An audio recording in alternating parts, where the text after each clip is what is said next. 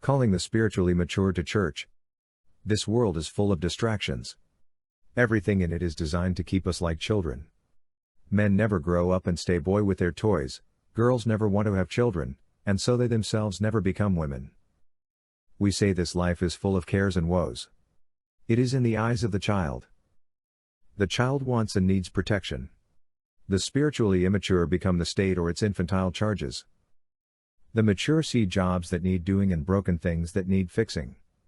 The mature do not think they are unable to fix what needs fixing, do they think they are unable to do the jobs that need doing.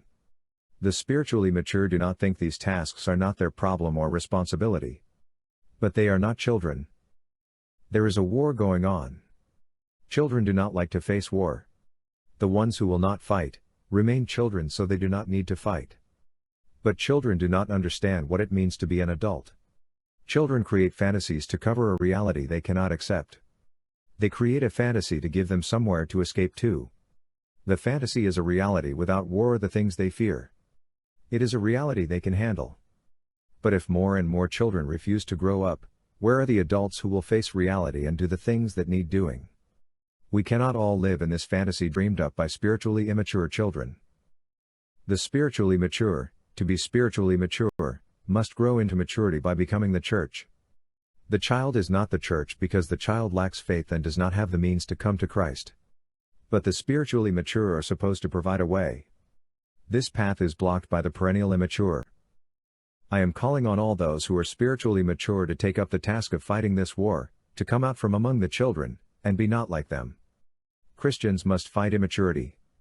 We must provide the means by which the immature can achieve maturity. This is the church because the church invites in those seeking to mature. But wherever we look, the children have taken over. The adults have been pushed out. The spiritually immature do not understand the war we are in, because they do not wish to understand. These children are the blind leading the blind. No one is as blind as a child, for what they see is often an illusion. What is real they often turn into a fairy tale, so the reality does not force its way through to their small minds. The child sees the world as big, threatening and full of problems that tax their little minds. Children are easily overwhelmed. Children want a state that promises to take care of them and keep the scary things at bay. Many children take their fears and create persons out of them. These persons represent the things that threaten them, and which need to be placated in some way. They are given form. We call them idols, but they are images representing the fears of a corrupted psyche and an immature mind. As idols, they represent the fears of the night. The image that gave rise to the idol are scary things. The idol gives form to these fears so they can be seen, and the fear worshipped or submitted to. In the end, these idols represent a forbidden desire. The desire is to not have to grow up. The issuance of laws is the work of a parent. The idol represents the gestalt of the parent. The God issues laws that represent the chores the child must do, to remain a child. If the work is done and the sacrifice is made, the feared thing will not be demanded. The child need not grow up. Children are forever fending off adulthood by submissive acts of good behavior. This is the trauma of the child, for the child does not know the difference between good and evil.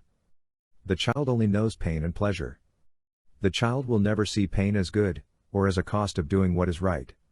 Nor will the child see sometimes that gives them pleasure as not good. The child, reared by a child, has no guidance. The blind lead the blind when the child never grows up. The only way to understand this world is by looking at it through the eyes of the child. Luke 18:16 But Jesus called them unto him, and said, Suffer little children to come unto me, and forbid them not, for of such is the kingdom of God. 17 Verily I say unto you, whosoever shall not receive the kingdom of God as a little child shall in no wise enter therein. We are all little children, but are we the children of the world, who think they are adults, or are we the children of God? The children of God mature. Those of the world are large in frame but weak in spiritual things. Remember, these little children who came to Jesus saw him who he was. It was not their age that was the issue. It was their spiritual maturity. Obviously, he did not mean we had to come to him as a child and stay a child. We come to him as a spiritually immature being seeking to grow to spiritual maturity, through Jesus. The child trusts those who he relies on for his life, as he must. This ability to trust is the key to obtaining spiritual maturity. But trust is a fragile thing. It can easily be lost. That which is not trustworthy cannot be trusted in any deep sense. The spiritually immature is a child, but children can be bullies. The stronger child dominates the weaker. The stronger child plays a parental role while remaining a child. The child, being a child, is not rational. This is why the result is an insane system. It is a children's dream. It is akin to the child playing house. The bully becomes the state and the various arms and agencies of the state. They dominate the other children to extort resources from them, and to take the bigger share. In this sense they play the parental role, but it is still role-playing, it is still illusion standing in for reality. Until we understand this split between adult and child, we will never comprehend the history of this planet. The false war or proxy war is a war of children. It is fought by the spiritually immature for make-believe ends. In this reality the right and left fight each other, and race fights race, sex fights sex, and whatever group one can imagine, that group fights its opposite. These are not real battles or wars. They are the make-believe wars of children. Therefore, they have no resolution. There is no ending of them. In this juvenile reality one is a taker or takee. One takes from others, or one has things taken from them. In juvenile reality there is a hierarchy. The higher level takes from the lower.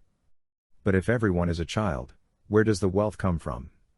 In reality, the juvenile organization never does well. If all are juveniles and everyone tries to take, one has at best, a subsistence culture, but more likely, anarchy. The simple truth is that the West is spiritually older than the rest of the world. Most of the rest of the world is composed of a high percentage of spiritual juveniles. And so, we are left to talk about the spiritual mature. For clarity's sake we will not be referring to the juvenile church as the church. The church is the a priori and apologetic church, TAAC, composed of mature Christians. The problem or question is, how do we mature?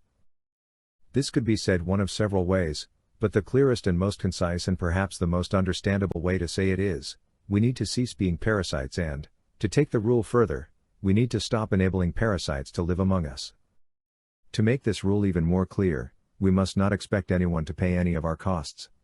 Our work must cover our expenses, and if this does not happen, we need to confess this to the church and ask for their help in finding ways to make up the shortfall. We need to ask for additional work. There is no obligation on anyone to pay our way. If we as a church focus on this, there will inevitably be a separation of church and state.